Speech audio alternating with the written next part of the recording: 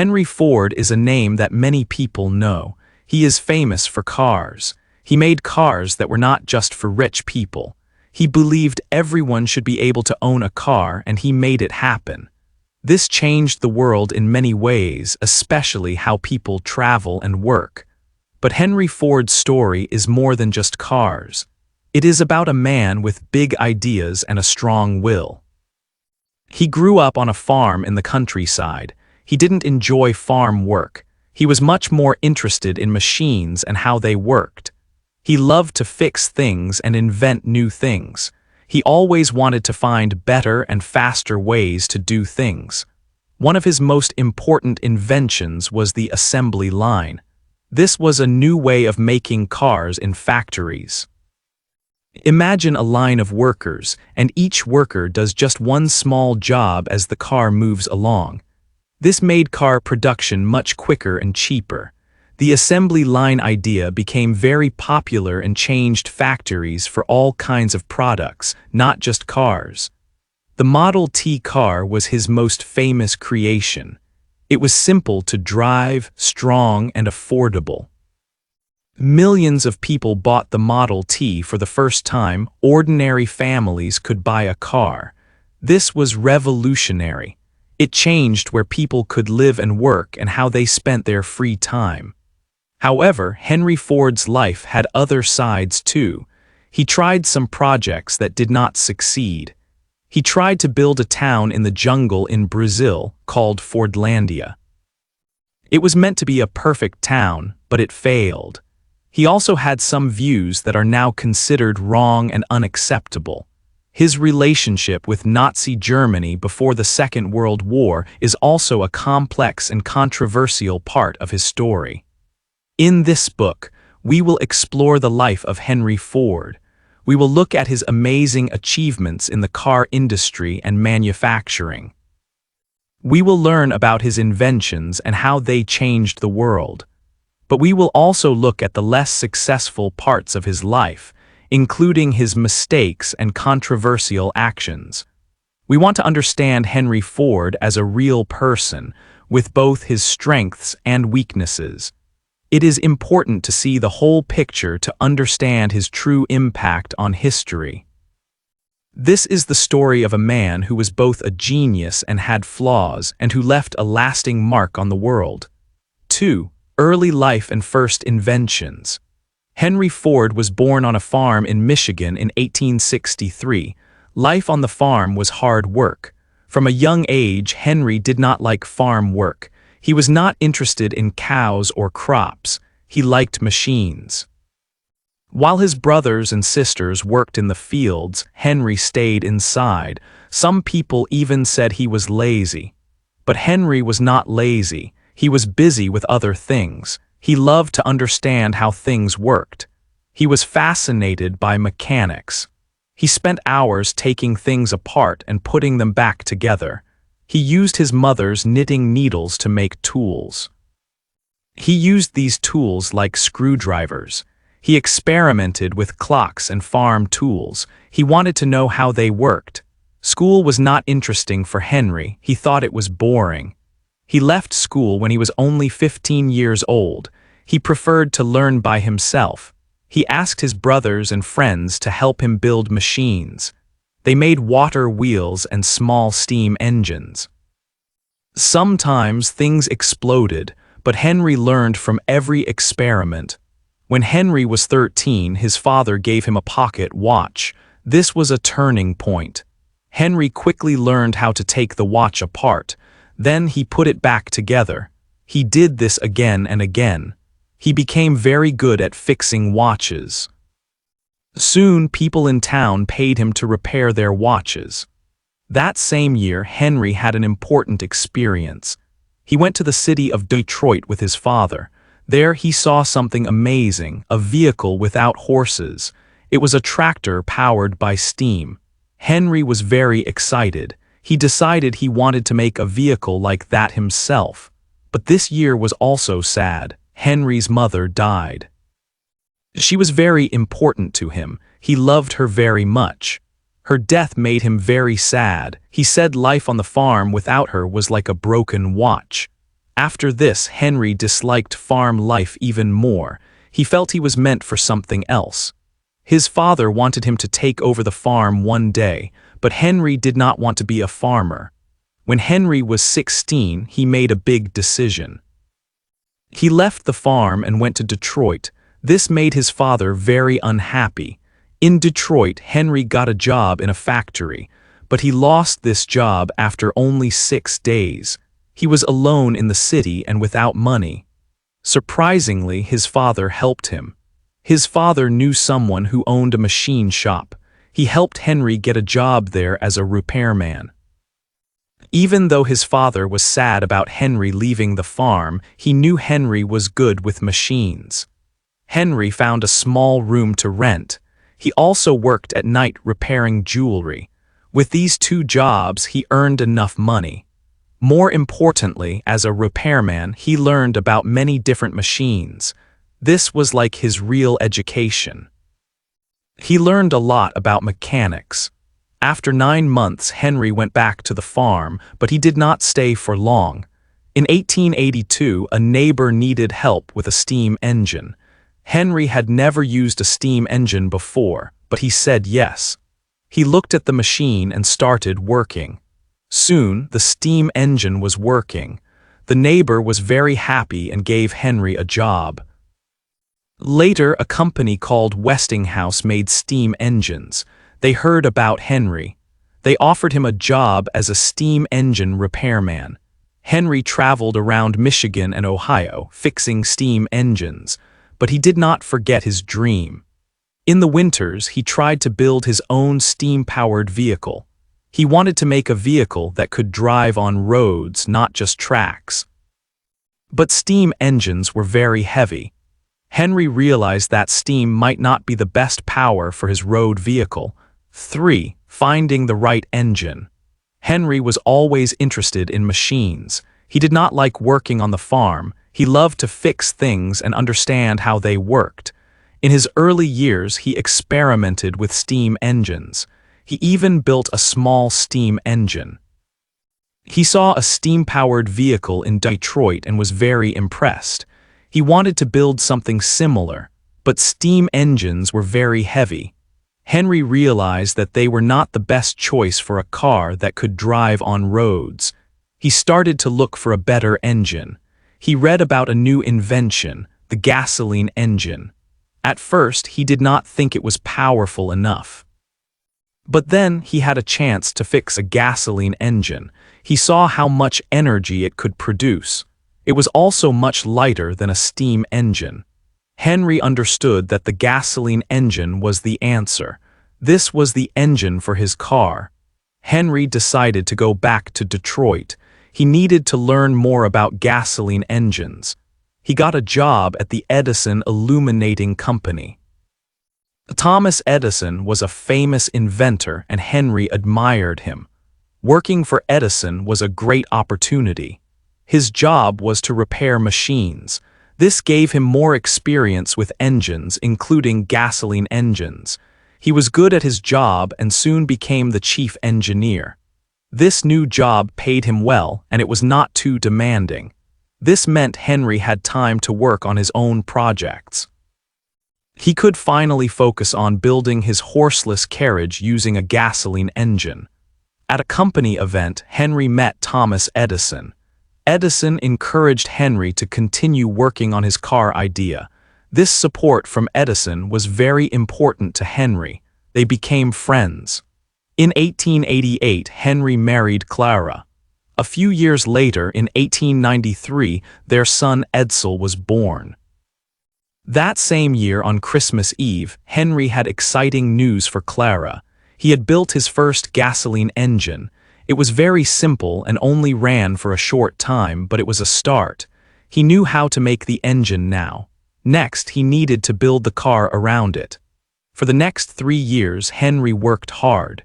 He used old parts and scrap materials to build his car. In 1896, he finished his first vehicle. He called it the quadricycle. It was like a bicycle with 4 wheels and a gasoline engine. Early one morning on June 4, 1896, Henry took the quadricycle for its first drive. It worked. It moved quickly and reliably. It could even go up to 20 miles per hour. This was a big success for Henry. His dream of building a car was finally real. He sold the quadricycle to get money to build an even better car. He was ready to make his next model and improve his invention. 4. First companies and failures. After making his first engine and the quadricycle, Henry Ford wanted to build cars and sell them. He needed money to start a company. Some people liked his car and believed in his idea. They gave him money to start a business. In 1899, Henry started his first company.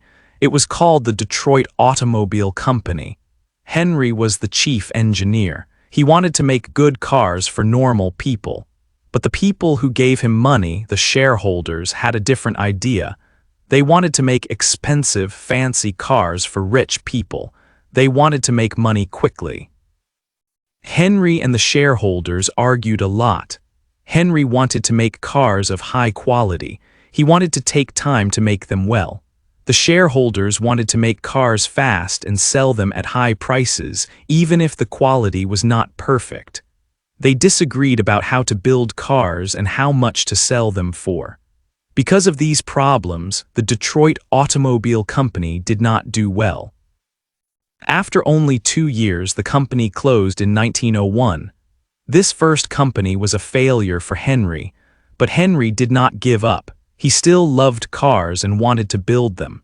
He started working on race cars. He thought if he could build a very fast race car, people would notice him. He built a light and fast car. It had a 2-cylinder engine and 26 horsepower. He raced this car and won. He won a race at the Detroit Driving Club. This was a success for Henry, and his cars started to get attention. Because of his racing success, some of the same people who invested in his first company wanted to work with him again. They started a new company called the Henry Ford Company. This was Henry's second company. The plan for this company was to make light cars for cities, but Henry was still very interested in racing. He wanted to build even faster race cars. Again, Henry and the investors had different ideas. The investors wanted to make normal cars and earn money. Henry wanted to focus on making race cars perfect, even if it cost money and time. The investors became unhappy again. They did not like that Henry was spending time and money on race cars instead of making cars to sell. They decided to change the company. They asked Henry to leave. Henry left the Henry Ford Company. He got some money and the rights to his name back. He also kept the designs for a race car he was working on. After Henry left, the Henry Ford Company changed its name. It became the Cadillac Automobile Company. This company became very successful later. Henry was out of his second company, but he was not finished. He went back to racing. He built an amazing race car called the Ford 999. This car was very fast. It won races and broke records. One time it went 56 miles per hour, which was very fast for that time. Henry's racing cars made him famous again. People started to see him as a great car maker. Even though his first 2 companies failed, Henry's racing successes were important steps towards his future success. 5. The Ford Motor Company and the Model T. In 1903, Henry Ford started his third company, called the Ford Motor Company. He had a big idea. He wanted to make cars that normal people could buy. At that time, cars were only for rich people. Henry wanted to change this. The first car from the new company was the Model A. It had 2 cylinders and 8 horsepower. It was sold for $750. At first, workers made cars in a factory in Detroit. They built each car by hand. This was slow, and they only made a few cars each day. Then Henry Ford saw something interesting in Chicago. He visited a place where they killed cows for meat. He watched how the cows moved on a line and each worker did one job. This was very fast and efficient. Henry thought this idea could work for making cars too. He used this idea to create the assembly line in his car factory. Instead of workers building whole cars, each worker did just one small job. The car moved along a line and workers added parts as it went by. This made making cars much faster. The factory became much more efficient, about 500% faster. Henry hired more workers, around 300 new people. Henry also decided to make all the car parts in his own factories. Before, car companies bought parts from other places, but Henry wanted to control everything. He made engines, wheels, and all other parts himself. This made production even faster. Before, it took about 2.5 days to make one car. With the new methods, it only took about 90 minutes. With these new ways of making cars, Henry was ready to create a new car for everyone. This car was called the Model T. Henry wanted the Model T to be cheap, strong, and easy to drive. And that's what it was. Every Model T was the same. They all used the same parts and they were all painted black. Henry also gave a book with the car so people could learn how to drive and fix it themselves. The Model T was a big success right away. People loved it. The Ford Motor Company made a lot of money and made even more cars. By 1914, more Ford cars were sold than all other car brands in America together. Soon, many cars on the roads were Model Ts. What was surprising was that Henry Ford made the Model T cheaper over time. Most companies make things more expensive. But Henry knew that if he made the Model T cheaper, more people would buy it. He wanted everyone to be able to own a car. Because of this, the Model T stayed the most popular car for many years. In total, more than 15 million Model Ts were sold. The Ford Motor Company and the Model T changed how cars were made and who could own them. 6. Changes at work. Working in Henry Ford's factory was hard. People worked long hours and did the same job all day. Many workers did not like this. They left their jobs quickly. This was a big problem for the Ford Company. It cost a lot of money to train new workers all the time. Henry Ford thought about this problem a lot. He wanted to find a way to keep workers happy and working for his company. He had a surprising idea. In 1914, he made a big change. He decided to pay his workers much more money. He doubled their pay. Before, they earned about $2.50 a day. Now they would earn $5 a day. This was a lot of money at that time, but that was not all. Henry Ford also made the working day shorter. Workers used to work 9 hours a day. He reduced it to 8 hours, and he did something else very new. He gave workers 2 days off each week, Saturday and Sunday. This was called the 5-day work week. Most people at that time worked 6 days a week. Many people were shocked by these changes. The people who owned parts of the Ford Company, the shareholders, were very angry. They thought Henry Ford was wasting money. They believed he should keep wages low and make more profit for them. They argued with him and even took him to court. They wanted to stop him from giving workers so much money and time off. Henry Ford believed he was doing the right thing. He thought that if workers earned more and had more free time, they would work better. He also knew that higher wages would attract more people to work for Ford. He was right. Many people wanted to work for Ford because of the good pay and shorter hours. To make sure he could continue with his ideas, Henry Ford wanted to have more control of his company. He used his own money to buy more shares in the Ford Motor Company. In the end, he had more than half of the shares. This meant he had the main control of the company. Now he could make his own decisions without being stopped by other shareholders. These changes at Ford had a big impact. First, workers were happier. They earned more money and had more time for their families and for themselves. Second, more people wanted to work in factories.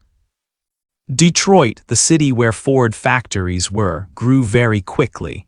Many people moved there to find work at Ford. Third, other companies had to change too. To keep their workers, they also had to start paying better wages and offer shorter working hours. Henry Ford's changes at work were very important. They changed how factories worked and how workers were treated. His ideas about wages and working hours became normal in many industries. It was a big change for workers and for the whole world of work. 7. Later years and problems. In 1919, Henry Ford gave his son, Edsel, the job of president of the Ford Motor Company. But even though Edsel was the president, Henry was still in charge. He made all the big decisions. Edsel had new ideas for the company. He wanted to make new car models, but Henry did not agree. Henry was very hard on Edsel and often shouted at him. He believed the Model T was still the best car and people did not need anything else. However, times were changing. Other car companies started making cars that looked more modern and comfortable. People started to buy these new cars instead of the Model T. Sales of the Model T went down. Finally, Henry had to agree to make a new car. They created the Model A. It was a better car with different colors, but by then, Ford was not the #1 car company anymore. Then, the Great Depression happened. This was a very difficult time for everyone. Many people lost their jobs and Ford had to close some factories. The company also had to pay workers less money. During this time, workers wanted to join unions. Unions are groups that help workers get better pay and working conditions. But Henry Ford did not like unions. He did not want his workers to join them. He was against workers organizing themselves. When workers protested for their rights, things became violent. Police attacked the workers, and some workers were killed. This event became known as the Ford Massacre. Henry Ford also started a project in Brazil called Fordlandia. He wanted to grow rubber trees there to make rubber for his cars. He also wanted to build a perfect town for his workers in the middle of the jungle, but Fordlandia was not successful. The weather was bad and there were diseases. The workers were not happy with the strict rules in the town. The project failed and Ford lost a lot of money. In his later years, Henry Ford also had very strong negative opinions about Jewish people. He blamed them for many problems in the world. He started a newspaper that printed articles against Jewish people. These ideas were very harmful and wrong. Some people, like Adolf Hitler, admired Henry Ford because of these ideas. This is a very dark part of Henry Ford's life story. 8. Legacy. After many years, Henry Ford and his son Edsel both passed away. Edsel died first, which was very sad for Henry. Henry Ford died a few years later in 1947. Even after Henry Ford was gone, the Ford Motor Company continued. The company had new leaders after him. Many people took charge over the years, but the company stayed successful. Ford continued to make new cars and sell them around the world. The company changed, but it was still strong. Henry Ford is remembered for many important things. He changed the way cars were made. He invented the assembly line. This was a new idea for factories. It made making things much faster and cheaper. Because of this, cars became more affordable. Ordinary people could buy cars, not just the rich. This changed how people lived. People could travel more easily and live further from their work. But Henry Ford's story is not just about good things. He had some bad ideas too. He did not like workers' unions. Unions are groups of workers who try to get better pay and working conditions. Henry Ford did not want his workers to join unions. He also had very negative views about Jewish people. He wrote and said unfair and hateful things about them. This is a dark part of his legacy. Because of his company's actions during the Second World War, using forced labor, the Ford Company had to face the consequences later. This reminds us that even big companies must be responsible for their past actions. Today, the Ford Motor Company is still a big name in cars. They are now working on new types of cars, like electric vehicles. This is a big change for the car industry. Ford is trying to be modern and think about the future. In conclusion, Henry Ford had a huge impact on the world. He was an innovator and a businessman. He made cars available to many. However, we must also remember the negative aspects of his life, like his prejudice and his actions against workers. His legacy is a mix of innovation and controversy. We need to understand both the good and the bad to truly understand his place in history. Hey there! Just a second before you go. If you learned something new today, please give this video a like, write your thoughts in the comments, and subscribe to the channel. It only takes a second, and it really, really helps to create even better English videos for you.